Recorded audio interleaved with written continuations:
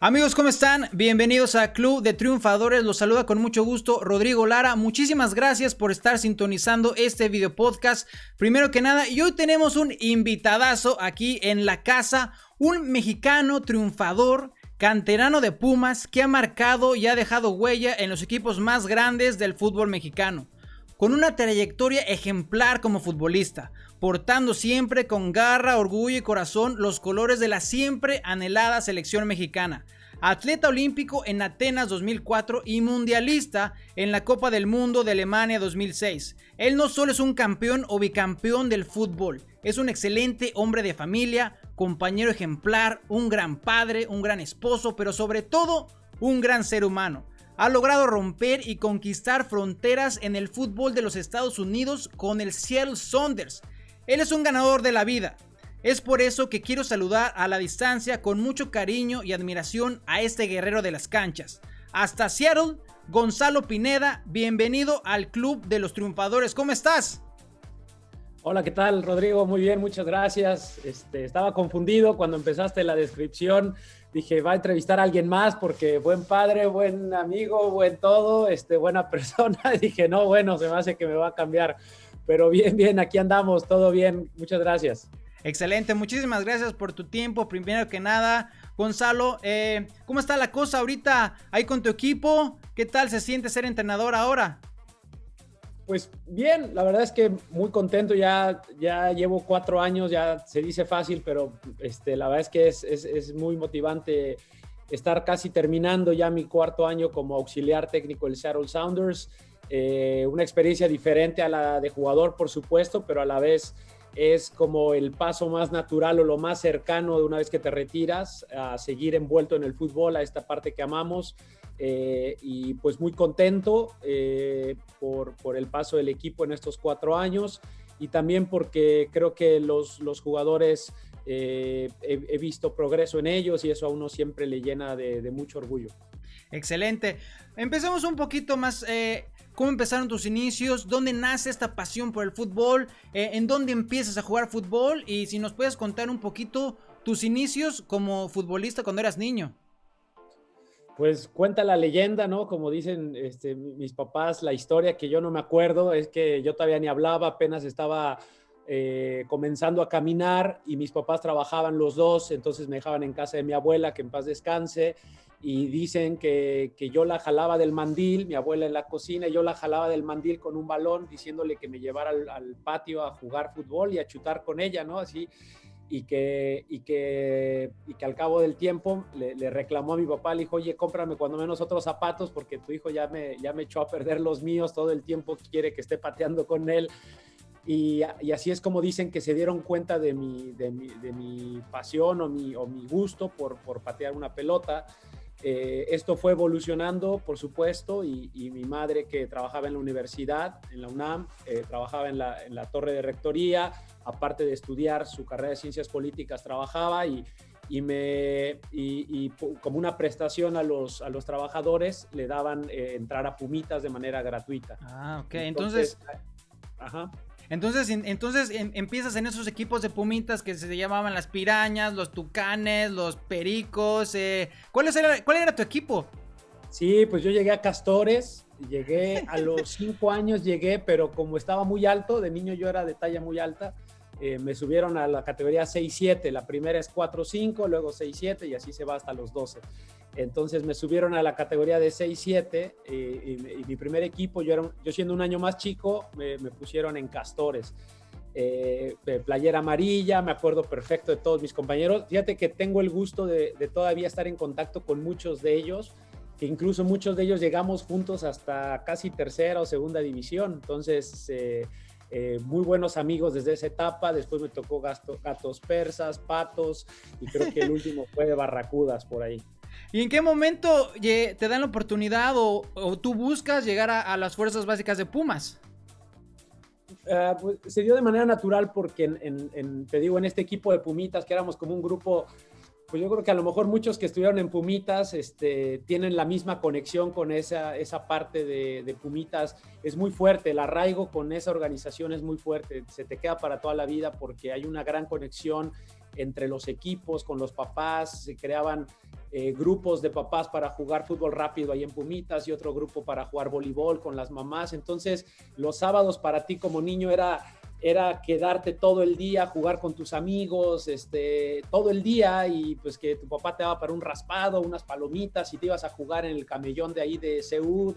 Entonces era muy padre. De ahí nos íbamos a convivencias o convivencias para los papás, echaban sus tragos y nos íbamos a casa de un amigo, y ahí mi papá era bohemio, entonces tocaba la guitarra, y estábamos todo el día, todo el sábado, desde las 7 de la mañana terminamos hasta las 10, 11 de la noche en casa de un amigo, jugando todo el día fútbol. Entonces eran momentos que, pues, cuando esto pasa durante 10 años, pues se crea una gran amistad, una gran conexión. Entonces la historia va que en esa conexión con ese grupo, 2 de mis compañeros ya estaban sus hermanos mayores, 2 años, en las fuerzas básicas. Entonces era muy común jugar los sábados, nuestro partido, tal, y en algún inter ir a la cancha 5 a verlos jugar ya en fuerzas básicas a los hermanos de mis amigos contra el América, contra Cruz Azul, contra Necaxa. Y pues uno, al ser más grandes, los veías como ídolos, decías, wow, mira el uniforme que usan, el clásico con el Puma grande y contra el América y ganaron y tal. Entonces se te comienza a quedar ese gusanito de yo quiero estar ahí.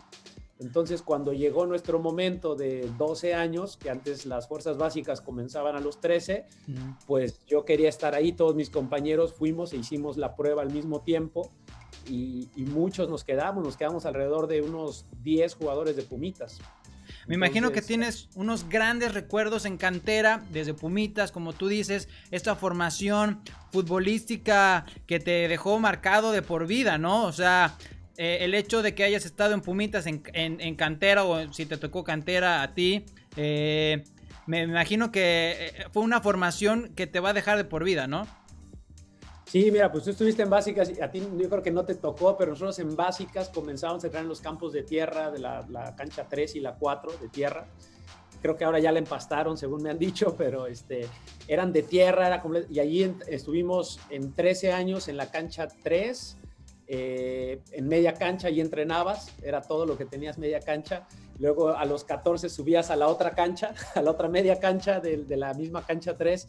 Después en la cancha 4 estuvimos en 15 años, y ya para 16 fue cuando inauguraron cantera y nos tocó ir ya a los 16 años, ya ir un poquito más a cantera.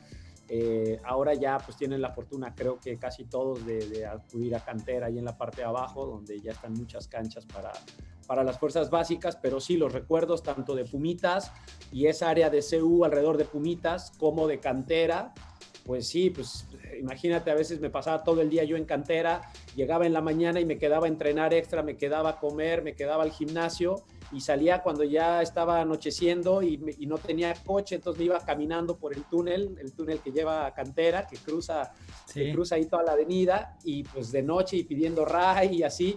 Pues claro que hay muchísimos recuerdos, muchísimas historias de cantera.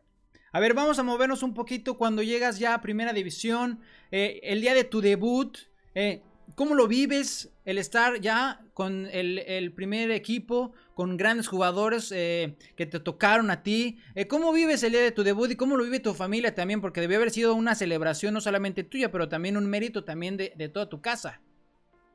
Sí, yo les avisé, bueno, más bien no les avisé, no había salido ni siquiera a la banca en ningún partido en ese torneo, y el último partido Hugo decide que va a debutar a algunos jugadores, y entre ellos yo. Entonces yo ya sabía desde el interescuadras, y entonces yo no les quise avisar que iba a debutar a mi familia, solamente les dije, ¿saben qué? Voy a salir a la banca, entonces era importante que vengan todos, porque pues uno nunca sabe, ¿no? Puedo debutar. Entonces sí, pues mi familia llegó antes, y entonces pues la sorpresa fue cuando vieron en la alineación y sale con el número 29 Gonzalo Pineda. Pues mis papás evidentemente muy muy contentos, mi novia, que ha sido, bueno, ahora es mi esposa y ha sido la mujer de mi vida desde los 17 años, entonces pues muy contentos, y pues sí, evidentemente cuando debuto y tal, pues vamos a comer, mi papá invita una comida y a festejar, por supuesto que es un logro de toda la familia, porque son muchos años de esfuerzo, muchos años de que tu papá pues te da una lana para los peceros, o tu mamá te lleva a entrenar cuando tenías 12, 13 años, o de niño en peceros, todos los días, ida y vuelta, apoyo con torneos, zapatos de fútbol, pues todo lo que implica, los gastos que implican para una familia de clase media baja o un poco menos, pues todos los gastos que implica que a tu hijo le guste el fútbol. Entonces, esos esfuerzos, pues uno siempre quiere regresárselos a tus padres o a tu familia con logros o con cosas bonitas que podamos disfrutar juntos, ¿no?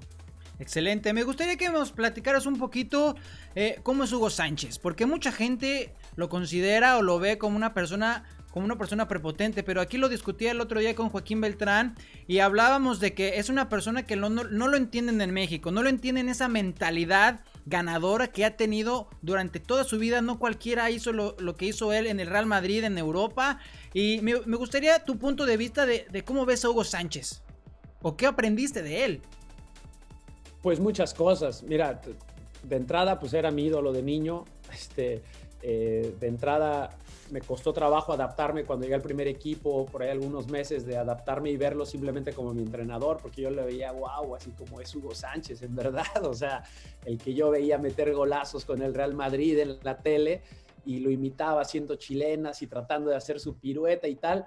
Y ahora es mi entrenador y no lo puedo creer, ¿no? Entonces pasé de esa admiración al respeto por la forma como se conducía. Traté de aprenderle mucho su mentalidad, que mucha gente a lo mejor no conoce. Él tiene tanta confianza en sí mismo, y esa parte de que de repente la gente piensa que habla de más o que habla más de él y tal, pero es que en realidad es que él se prepara para eso. Él trabaja todos los días increíblemente y hacía que todos nosotros trabajáramos el doble de casi todos los equipos. Entonces te daba esa confianza interna de decir, pues el sábado como que está más fácil que el entrenamiento. O sea, el entrenamiento realmente es muy, muy demandante. Pues el domingo va a estar tranquilo. O sea, te daba esa confianza de decir, estoy preparado, estoy capaz, y eso se lo aprendí mucho a él. Como persona conmigo siempre me trató de 10. Obviamente hubo por ahí un par de roces ya con la parte de entrenador, y cuando de repente yo estaba yendo ya a selección y era la Volpe, y como que sentía que había una situación incómoda en ese sentido por esa rivalidad que tienen ellos dos. Y hubo por ahí algún par de momentos donde me sentí afectado por esa situación, y hubo pequeños roces que nunca llegaron a nada grave, ni ningún insulto, ninguna discusión, pero sí momentos incómodos. Pero creo que eso es normal cuando en la relación entrenador-jugador en cualquier momento, ¿no? Te me adelantaste a cuando me dijiste que Hugo era tu ídolo, pero esa es mi siguiente pregunta. Me gustaría saber quiénes eran tus ídolos de la infancia, a quién seguías. Obviamente ya mencionaste a Hugo, pero del fútbol europeo, otro seleccionado nacional que tú hayas dicho, yo quiero ser como él, me encanta su estilo de juego, brutal, le apunto a ser como este ídolo. Es que mira, muchos, no hubo uno así que te dijera, es que este era el ídolo. Creo que Hugo entraba dentro de esa categoría, y Maradona, creo que los ponía yo a los dos como en el mismo podio. Zurdos, todos zurdos. Zurdos, sí. Pero mira, tuve la ventaja que tuve un padre muy apasionado al fútbol, y mi papá hablaba del fútbol todo el tiempo y tal. Era el que me cargaba a ver los partidos de fútbol a su cama, que solo había una tele en la casa. Entonces, pues ahí a ver los partidos de Hugo los sábados y tal. Entonces, él me empezó a motivar a ver, a analizar a los jugadores. Entonces, la primera experiencia internacional que yo tuve con el fútbol, pues sí, los partidos de Hugo Sánchez, pero fue el Mundial del 90. Entonces mi papá me preparó, y mira, y es que Colombia tiene al pibe Valderrama, y mira su calidad como 10, casi no corre, pero ve los pases que... Entonces cuando yo veía al pibe con esa melena y la clase que tenía, yo decía, es que qué crack. Y de repente Lothar Matthäus en la Alemania, y pues no necesariamente mi posición, que era más de medio enganche o medio ofensivo, sino pues, Rudi Feller y tal. Entonces, y el portero Nocono de Camerún, y Roger Milla, y bueno, y de ahí, pues bueno, obviamente los holandeses, admirábamos mucho a Ruud Gullit, a Van Basten, a Rijkaard, a Koeman, entonces esa generación, George Hagi de Rumania, Y así creo que iba como por equipos, pero ese Mundial del 90 a mí me marcó en términos de admiración a jugadores. Creo que esos que acabo de mencionar de joven niño, de abajo de la pubertad, me marcaron muchísimo. Entonces, adyacente a eso, al nivel nacional, siempre fue Pumas el más grande. Entonces, yo admiré mucho la generación campeona del 90, que me tocó también verla, y admiraba muchísimo a Juan Carlos Vera, a David Patiño, a Ramírez Perales, a Claudio Suárez, a Memo Vázquez, a Miguel España, a Alberto García Aspe, a Luis García, obviamente a Jorge Campos. Entonces, toda esa generación del 90 a mí me marcó muchísimo, y yo creo que esa generación de Pumas del 90 y el Mundial del 90, muchos de estos jugadores, Roberto Baggio, el Totó Esquilachi, que quedó campeón goleador, es que me estoy saltando a muchísimos, pero Maldini, muchísimos jugadores, que era mi primera experiencia real con el fútbol internacional, me hizo amar este deporte en ese año del 90 muchísimo. No, me estás contando que eres un experto por esa formación que te dio tu padre, esa bonita educación, esa inspiración que te contrajo tu papá hacia el fútbol, que se ve que la disfrutabas desde niño. Y ahora me gustaría que nos platicaras el momento en que llegas a la selección mexicana, el momento que te toca jugar la Copa del Mundo en Alemania, que eres titular, que estás en los momentos más soñados de cualquier niño, ¿no? Ha de haber sido tu sueño de la infancia, llegar a Pumas, debutar, consagrarse en primera división, pero llegar a una Copa del Mundo, cantar el himno nacional, en un mundial que la verdad tenía jugadores extraordinarios, y te toca estar ahí. ¿Cómo es esa experiencia? ¿Cómo es el sentimiento de portar la selección mexicana en una Copa del Mundo?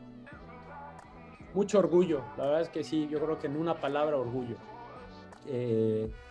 Muchos sentimientos se te vienen a la cabeza, por supuesto, todo lo que acabas de mencionar. A lo mejor no era mi sueño desde niño, eso sí, no, creo que mi sueño siempre era pues, jugar el próximo sábado y jugar con mis amigos, y de niño y de joven nunca lo visualizaba como yo quiero ser profesional. Yo lo veía jugar el próximo sábado, era mi más grande anhelo, y jugar con mis cuates. Pero ya cuando comencé a tomar esta profesión seriamente, como a los 16, 17 años, por supuesto que era una de mis metas, y se te vienen muchas cosas para la cabeza, aparte el nacionalismo que también tengo muy arraigado desde en casa, y de que el mexicano y la historia de México, y desde toda nuestra raza azteca y luchadores y tal, entonces esa parte fomentada también en casa del nacionalismo. Pues no solamente es que estoy jugando fútbol en el más alto nivel, sino lo estoy haciendo representando a todo un país, al deporte más importante de mi país, donde toda la gente está al pendiente de estos 3, 4 partidos que vas a jugar. Esperábamos que fueran más, pero al final parece que tenemos una maldición con 4 juegos por mundial, y pues en esa parte hay mucha tensión, presión, ruido alrededor de un mundial, por supuesto. Entonces, entre esa motivación y la misma presión que existe por ese primer mundial, yo creo que fue muy bonita experiencia, muy bonito, porque la presión, se dice presión, pero no significa que esa presión que te atemoriza, o que te encuadra, o que te atiesa, ¿no? Es una presión bonita, ese sentimiento de que, qué fregón que estoy aquí, ¿no? Es algo especial, no es algo que se vive todos los días. Entonces, esa presión para mí era muy motivante. Entonces, pues ya te imaginarás, el sentimiento era muy, muy así. A ti te tocó estar en ese gran partido contra Argentina. ¿Qué tú crees? ¿Qué es lo que le pasa a la selección mexicana en los mundiales? ¿Cuál es tu punto de vista que tú dices el por qué no se puede avanzar? Llega ese cuarto partido y no se puede pasar al siguiente partido. ¿Qué crees que es lo que le pasa a los jugadores? Pues mira, es difícil, es un análisis multifactorial, diría yo, ¿no? No creo que sea fácil, no creo que haya una persona capaz de resumirlo en: si mejoramos en esto, ya estamos. Creo que ha habido muchos intentos, creo que es una suma de todo, una suma también a veces de que creo que se generan expectativas superiores a las reales en torno a la selección mexicana. Creo que también eso es algo que hay que reconocer, que de repente conocemos poco a las selecciones asiáticas y lo mucho que han mejorado equipos como Corea, como Japón, en mismo Europa. O sea, hay selecciones que son sumamente poderosas, Dinamarca, por ejemplo, Suiza, por ejemplo, que han formado un fútbol bastante competitivo. Y a veces nosotros estamos muy centrados en México y de que tenemos a 2 o 3 jugadores en Europa, y ahora sí estamos a nivel mundial y vamos a ganar. Creo que hay que tener más respeto por los rivales a veces, ¿no? Y eso también nos va a traer más, a lo mejor, como más seriedad para trabajar en el entorno mexicano. Hablo de la liga, hablo de mejores procesos en fuerzas básicas, mejores procesos en selecciones nacionales, en más seriedad para la liga, y todo eso sumado nos va a dar subir a un nivel mayor. Pero específicamente en la selección yo creo que sí existe cierta presión ya mental, se pudiera decir, una especie de barrera, que yo creo que es la única manera de romperla es pasarla. O sea, se puede hablar mucho, puedes tener reuniones, puedes tener psicólogos, puedes tener mucha unión, puedes tener a 15, 20 en Europa, pero igual no ha pasado y se han hecho todos estos intentos. Entonces la única manera es, en algún punto se tendrá que dar, y eso creo yo que nos va a liberar un poco de esa presión que existe y nos va a hacer dar ese pequeño salto. Pero una vez más, manteniendo los pies en la tierra de que no somos una selección que esté en las top 10 del mundo. Entonces, creo que esa parte también hay que darle un balance ahí, ¿no? Aunque la FIFA lo diga, ¿no? A veces que nos ponen ahí en el top 10, varias veces.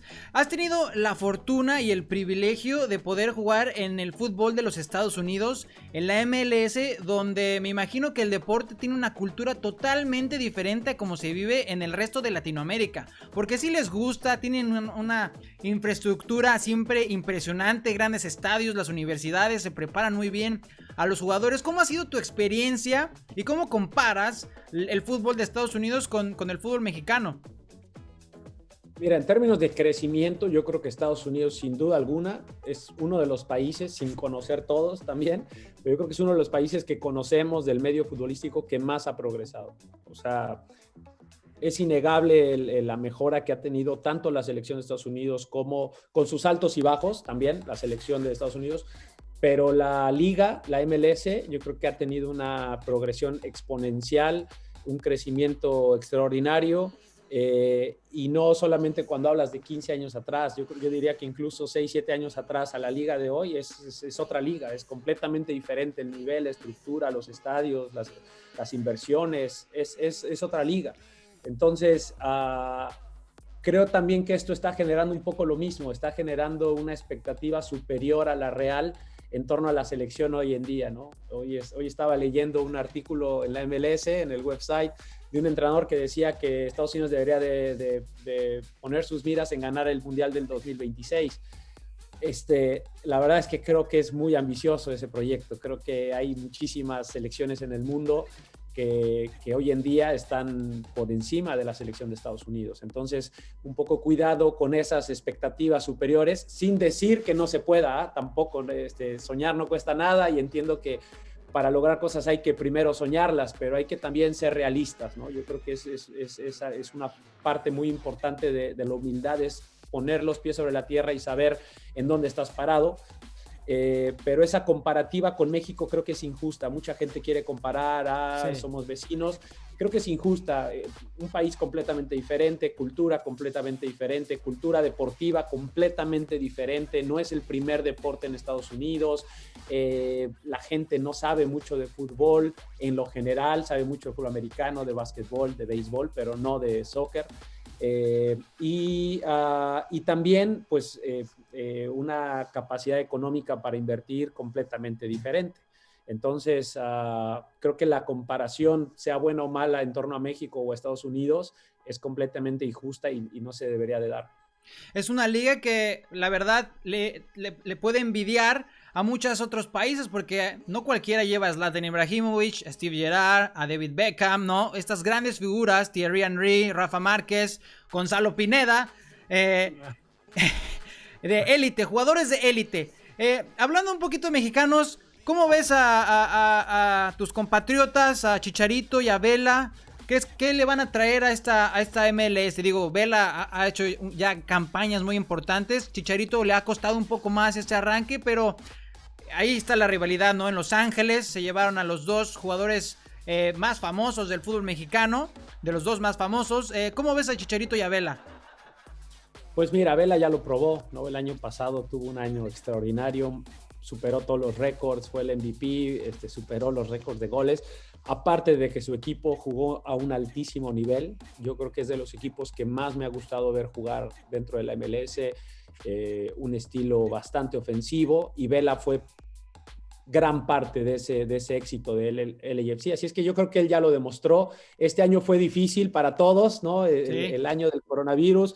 Para él en lo personal tuvo algunas situaciones de que no quiso ir al torneo de Orlando por el embarazo de su esposa, lo cual creo que en la liga fue muy respetado también. Después algunas lesiones. Entonces, no creo que se tenga que juzgar por este año. Y lo mismo un poco con Javier. Javier llegó a un equipo que, si bien con Zlatan mostraba una actitud diferente y a lo mejor un equilibrio diferente, un balance mejor en el equipo de LA Galaxy, este año no lo ha tenido su equipo. Entonces Chicharito llegó a un equipo donde a lo mejor no encontró esa forma equilibrada, que defendieran bien, compacto y después atacaran de buena forma, creando muchas chances de gol. No encontró ese equipo, entonces Chicharito llegó a ese plantel y a lo mejor no hicieron esa conexión que tiene que haber siempre con el estilo de juego. Y creo que el año también ha sido difícil para Javier, lesiones, también el tema del nacimiento de sus hijos. Entonces ha sido complicado. Creo que es difícil juzgar por este año a Javier o a cualquier otro. El caso de Pulido, por ejemplo, creo que le ha ido muy bien. A pesar de que no tuvo la regularidad, creo que hubiera querido en torno a goles. La estaba encontrando a principio de año y vino la pandemia, se cortó. Pizarro también, llegó un equipo nuevo. No es fácil llegar a un equipo nuevo en la liga, una nueva franquicia, pero ha tenido muy buenos encuentros Pizarro. Entonces creo que ellos cuatro creo que han marcado buena diferencia, y Alanis, que ha sido muy constante en el equipo de San José. Increíble, muy buenos mexicanos, y me parece que el futuro de la selección mexicana pues le va a ir muy bien. Y ahora estás viviendo una etapa que ya nos comentabas un poquito de cómo es estar del otro lado de la cancha. Ahora como asistente, como auxiliar, próximamente yo creo que quieres estar como entrenador. Me gustaría cómo es ese proceso de pasar de ser jugador a estar ahora de pantaloncillo largo, de pants, como entrenador. Pues al principio es obviamente un cambio, es un cambio de mentalidad, un cambio, pues simplemente el estar afuera dando instrucciones en lugar de estar adentro jugando, ya en sí es un cambio. Lo he tomado de buena forma porque creo que ya al final de mi carrera, incluso un poquito antes, ya me había visualizado como entrenador, ya sabía más o menos qué características iba a tener. Copiaba mucho o aprendía mucho de algunos entrenadores que me habían tocado, pero evidentemente esa inexperiencia al principio cuesta un poco, ¿no? Y es siempre esa parte diferente. Hoy te diría que estoy completamente acostumbrado a estar de este lado. Trato de no perder mi visión como jugador o como exjugador. Trato de pensar siempre cómo recibiría yo esta noticia de parte de un entrenador, cómo tomaría yo esta situación, cómo veía que otros compañeros míos pensaban. O sea, trato de seguir pensando como jugador un poco para entenderlos, porque pasa que muchas veces el entrenador se olvida que fue jugador y te olvidas de qué se siente estar en la banca y no estar jugando, qué se siente que te manden a la tribuna, qué se siente que en un ejercicio te digan, a ver, espérame tantito porque los números no dan y te vas a esperar aquí, qué se siente, ¿no? Qué se siente que te saquen de cambio, qué se siente que te metan los últimos 2 minutos. Entonces ese tipo de cosas trato de entenderlos, de estar cerca, de decirles por qué, de ser honestos con ellos. Y al final a veces el jugador lo entiende, a veces no, que también sé que es normal, pero tratar de por lo menos que vean a alguien que los comprende, que entiende su circunstancia, pero que a la vez es honesto y les explica el por qué. Trato de ser ese tipo de entrenador, un entrenador que le busca ver la parte humana, reacciones, entiendo todas las reacciones, positivas, negativas, porque también fui jugador y también las tuve. Entonces esa parte trato de conservarla, por más que pasen muchos años y primero Dios siga siendo entrenador, trataré de no perderla. Excelente. Ahora me gustaría hacerte una pregunta un poco más personal. Acabo de ser padre, tengo un bebé de 6 meses, cumple mañana y me encanta el fútbol, como te podrás imaginar, al igual que tú, al igual que tu papá. ¿A tus hijos les gusta el fútbol?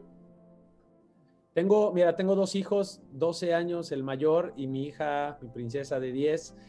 Mi hija nada, sí, creo que apenas entiende un poco de las reglas y ya, pero mi hijo es apasionadísimo y creo que reencarné ahí porque es apasionadísimo, le encanta el fútbol, ve todo, se despierta a veces a las 7 de la mañana para ver un partido de Leeds United y qué bárbaro, me encanta y a la vez me asusta un poco porque me gustaría que ya hubiera alguien decente en la familia, algún arquitecto, algún abogado, alguien así, y ya no quiero otro futbolista, pero si es su sueño, adelante, ¿no?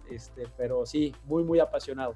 Y como padre, ¿tú quieres que tu hijo sea futbolista? ¿Tú quieres impulsarlo, lo quieres apoyar como tu padre lo hizo contigo? Mira, mi padre nunca me impulsó a ser futbolista. A lo mejor me orientó a amar al fútbol, que fue diferente, ¿no? Como que me pasó su pasión, pero nunca me dijo, hijo, yo quiero que tú juegues. Nunca. Las palabras textuales de mi padre dijo, yo quiero que tú seas feliz. Así fue siempre. Entonces, quiero lo mismo para mi hijo. Lo que a él le haga feliz, si él le hace feliz ser futbolista, pues que luche por su sueño. Si le hace feliz ser otra cosa, lo voy a apoyar a muerte a lo que él quiera. Excelente, pues muchísimas gracias, Gonzalo. Se nos está acabando el tiempo aquí en Club de Triunfadores. Ha sido un gustazo poder platicar contigo, escucharte. Eres un tipo demasiado sencillo con esta trayectoria monstruosa que has tenido. No cualquiera ha podido tener tantos éxitos y tantas conquistas como tú. Y eres bienvenido cuando quieras venir aquí a Inglaterra, por favor. Yo vivo aquí en Londres, entonces me encantaría tenerte aquí. A tus hijos también, darles el paseo por los estadios de fútbol. Seguro les va a encantar y ha sido un gustazo estar aquí platicando contigo, Gonzalo. Rodrigo, muchísimas gracias y te voy a tomar aguas con lo que prometes, porque yo sí te tomo la palabra. Me encanta Londres, me fascina Londres. He ido allí ya también a algunos partidos. Estoy cursando la UEFA en Gales y de ahí me voy siempre a Londres para el vuelo de regreso y me quedo un par de días a ver un par de partidos o ir a ver entrenamientos. Me tocó ir a ver entrenar a Chicharito en West Ham y me quedé ahí un par de días. Fui a ver a Chelsea, fui a ver al Arsenal, fui a ver al Tottenham cuando estaban remodelando el estadio. Entonces te tomo la palabra de vernos por allá. Por favor, me encantaría tenerte por acá. Y ha sido un gustazo platicar contigo, Gonzalo. Te mando un fuerte abrazo y un saludo también a toda tu familia. Perfecto, Rodrigo. Un abrazo. Mucho éxito. Perfecto. Pues hasta aquí ese video podcast, amigos, con Gonzalo Pineda. Un gran persona, un tipazo, la verdad. Espero hayan disfrutado de esta plática. Y nos vemos la próxima semana. No voy a cortar todavía porque se me está olvidando una pregunta de Gonzalo. La palabra del éxito, ¿qué significa para ti el éxito y cómo motivarías a todas las personas a que luchen por sus sueños? Pues mira, una vez más, el éxito para mí es la felicidad. Eso, encuentro mucho más éxito yo en llegar a casa. Hoy justamente lo hablaba con mi esposa, llegar a casa y ver un plato de sopa en la mesa y que me reciban con cariño y mis hijos se me abalanzan y papá, ¿cómo te fue en entrenamiento? Eso para mí es el éxito. Después, si ganamos un título, un partido, me pone contento, pero el éxito es ser feliz, tener a mi familia, estar sanos. Eso hoy en día, creo que la madurez a veces te lleva a estos pensamientos, pero hoy en día ese es mi éxito. Y bueno, invito a todos a que busquen su éxito y su felicidad en lo que sea que lo puedan transformar. Excelente, pues muchísimas gracias. Ahora sí, Gonzalo, eres un triunfador, una persona muy sencilla y muchas gracias por tus palabras, por tu tiempo. Hasta aquí este video podcast, amigos. Suscríbanse al canal, compártanlo con todos sus amigos futboleros. Mi nombre es Rodrigo Lara y no se pierdan porque mañana o el lunes vamos a tener a Charlín Corral, gran jugadora de la selección mexicana y una de las mejores futbolistas del mundo, así que estén muy al pendientes. Un saludo a todos, bye bye.